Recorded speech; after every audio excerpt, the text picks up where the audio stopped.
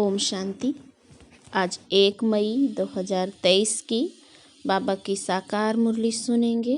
बाबा कहते हैं, मीठे बच्चे, अपनी उन्नति के लिए अमृत बेले उठ बाप को याद करो। सवेरे का समय कमाई के लिए बहुत बहुत अच्छा है।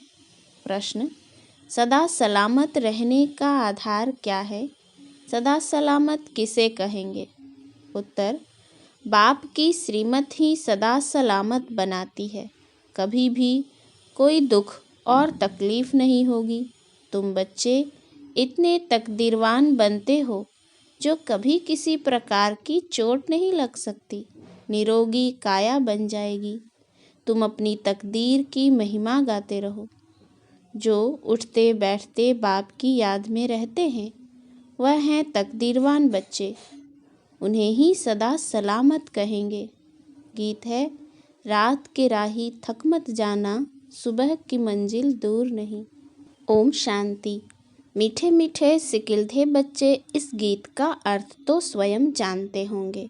नंबरवार पुरुषार्थ अनुसार जो यात्रा पर उपस्थित हैं वे ही यथार्थ अर्थ समझ सकते हैं। अब यह यात्रा है रात की और जिस्मानी यात्राएं होती है दिन की। अमरनाथ बद्रीनाथ पर जाते हैं तो दिन को सफ़र मुसाफिरी कर रात को सो जाते हैं, और तुम बच्चों की मुसाफिरी है रात की। दिन में तो तुमको शरीर निर्वाह काम करना पड़ता है। नौकरी पर जाते हैं और माताएं घर संभालती हैं। सबसे ज़्यादा उन्नति रात को होती है, जबकि सब मनुष्य सोए हुए होते हैं। तुम्हारी उस समय बड़ी अच्छी यात्रा हो सकती है। भक्त लोग भी सवेरे अमृत वेले याद में रहते हैं। बच्चे अपनी उन्नति करना चाहते हो तो बाप राय देते हैं, नींद को जीतने वाले बनो। 5000 वर्ष पहले भी कहा था, भल सवेरे सो जाओ। कहावत है, सवेरे सोना सवेरे उठना। यह गुण मनुष्यों को बड़ा बनाता है। बरोबर तुम कितने साहूकार बनते हो जो कभी तुमको पैसे की परवाह नहीं रहती। तुमको 21 जन्म के लिए वर्षा मिल जाता है शिवालय में। यहाँ तो तुम जन्म बाई जन्म पुरुषार्थ करते हो, और अभी का तुम्हारा पुरुषार्थ 21 जन्मों का बन जाता है। वंडर है ना? ऐसा कोई भी पुरुषार्थ कराने वाला है नहीं। अविनाशी बाप अविनाशी पुरुषार्थ कराते हैं। यहाँ तो पैसे के लिए क्या नहीं करते हैं। बाप बच्चों को, बच्चे बाप को भी मार डालते हैं। तुम्हें अब अविनाशी बाप से अविनाशी वर्षा लेना है तो अविनाशी बाप और वर्षे को याद करना है। और कोई तकलीफ नहीं, सिर्फ 2 अक्षर हैं। इसको महामंत्र कहा जाता है। बस यह 2 अक्षर याद करने से तुमको राज तिलक मिल जाता है। अब इस याद में है बल। जितना जो याद करेंगे, योग और ज्ञान। शास्त्रों आदि के ज्ञान की यहाँ बात नहीं। 2 अक्षर याद करने के लिए कहते हैं तो फुर्सत नहीं रहती है। कह देते हम याद नहीं कर सकते, घड़ी घड़ी भूल जाते हैं। 2 अक्षर की यात्रा नहीं कर सकते। तुम लोग गीत कविता डायलॉग बनाते हो, याद करते हो। वास्तव में इन सब की यहाँ दरकार नहीं है। यहाँ तो चुप रहना है। क्या तुम बीज और झाड़ को नहीं समझ सकते हो? बीज को हाथ में लेने से ही सारा झाड़ सामने आ जाएगा। इसमें 4 युग और 4 वर्ण हैं। यह सब बुद्धि में लाना देरी नहीं लगती है। सेकंड में स्वर्ग की बादशाही मिल जाती है। सिर्फ याद में रहना है। सेकंड में साक्षात्कार कराया जाता है। उस समय जैसे स्वर्ग व कृष्णपुरी में है। सिर्फ 2 बातें याद करनी है। एक तो बाप की याद, दूसरा यह नॉलेज बहुत ऊंच है मनुष्य से देवता बनाने की। देवताएं तो पवित्र होते हैं। नॉलेज हमेशा ब्रह्मचर्य में पढ़ी जाती है। जब पढ़कर घर संभालने लायक बने तब बाद में शादी करनी होती है। अपने घर वालों को क्रिएटर संभालेंगे, इसीलिए अपनी कमाई चाहिए ना। तो ब्रह्मचर्य में कमाई होती है। आजकल तो धन के भूखे हो गए हैं। थोड़ी आमदनी हुई फिर दूसरा कोर्स करते हैं।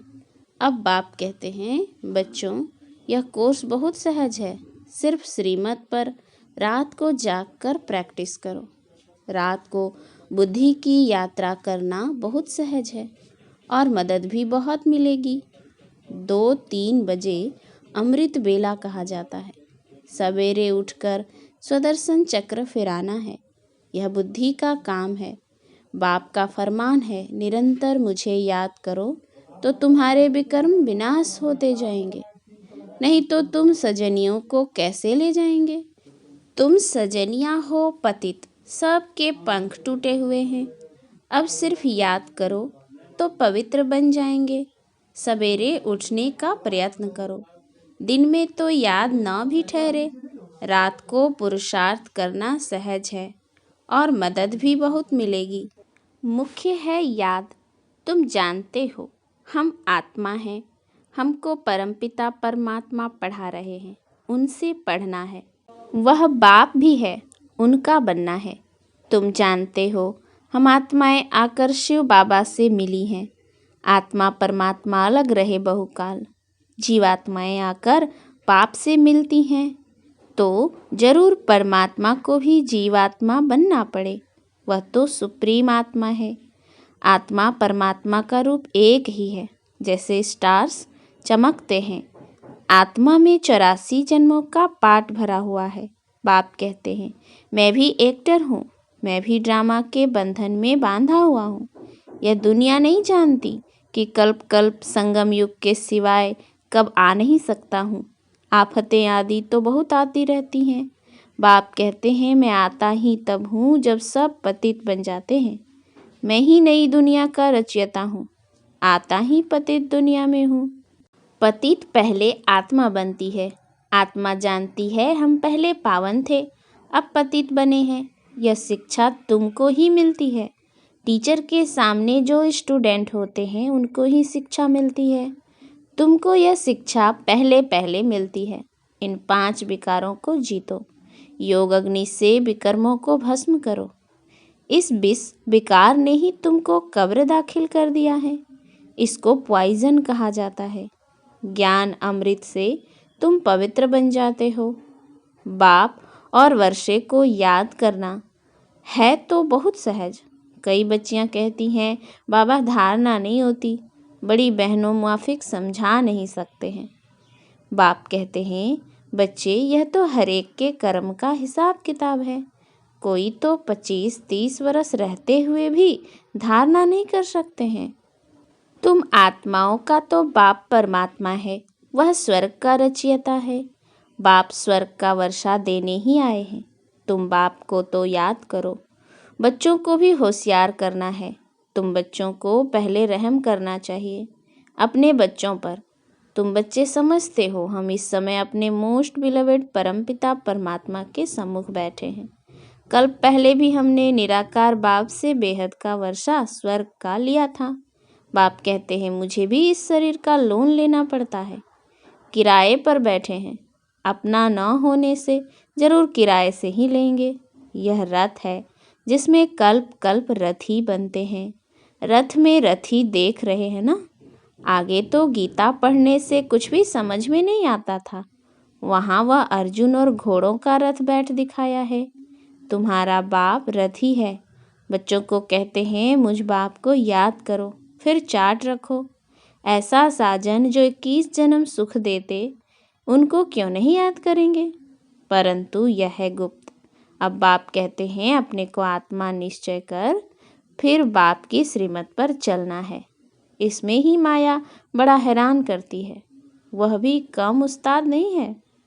अच्छे अच्छे बच्चों को भी जीत लेती है।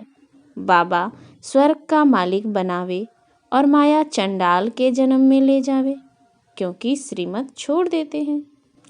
यहाँ बच्चे जानते हैं हमको भगवान पढ़ाते हैं। तुम गॉडली स्टूडेंट हो ना। भल दूसरा भी कोर्स उठाते, फिर भी टीचर को याद करेंगे। बाप कहते हैं, भल गृहस्थ व्यवहार में रहो, परंतु सदा सुखी बनने के लिए साथ में दूसरा कोर्स उठाओ। मैं तुम्हें अथाह धन देता हूँ जो तुम 21 जन्म कभी दुख नहीं देखेंगे। तुम्हारे जैसा अक्लमंद सृष्टि में कोई नहीं होता। प्रेसिडेंट आदि की कितनी महिमा करते हैं, परंतु तुम मोस्ट वंडरफुल इनकॉग्निटो बड़ी अथॉरिटी हो। तुम्हारे जैसा नॉलेजफुल इस दुनिया में कोई हो नहीं सकता। अब तुम बच्चे जानते हो, भारत को हम स्वर्ग बनाएं, 21 जन्म के लिए स्वर्ग का मालिक बन रहे हैं। जगत अम्बा को कितनी बड़ी प्राप्ति है। वह भी यही महामंत्र देती है कि शिव बाबा को याद करो। बाप सम्मुख कहते हैं, लाडले बच्चे मुझे याद करो। यह यात्रा भूलो मत, टाइम वेस्ट न करो। यह बहुत भारी कमाई है। बुद्धि योग वहाँ लग जाना चाहिए। हम शिव बाबा के सम्मुख हैं, बाप के घर आए हैं। अभी तो तुम हरिद्वार में बैठे हो, हरि परमात्मा खुद बैठे हैं। वहाँ तो पानी है। यह सच्चा सच्चा हरि का द्वार है। हर हर यानी दुख हरने वाला। यहाँ वह दुख हरता सुख करता तुम्हारे सामने बैठा है। भक्त लोग जाकर गंगा के किनारे बैठते हैं, समझते हैं गंगा का तट हो, गंगा जल मुख में हो। जब कोई मरते हैं तो गंगा जल पिलाते हैं। अब गंगा पतित पावनी नहीं है, पतित पावन है ही शिव बाबा। हर एक को याद उस शिव बाबा को करना है तो अंतमति सोगति हो जाएगी।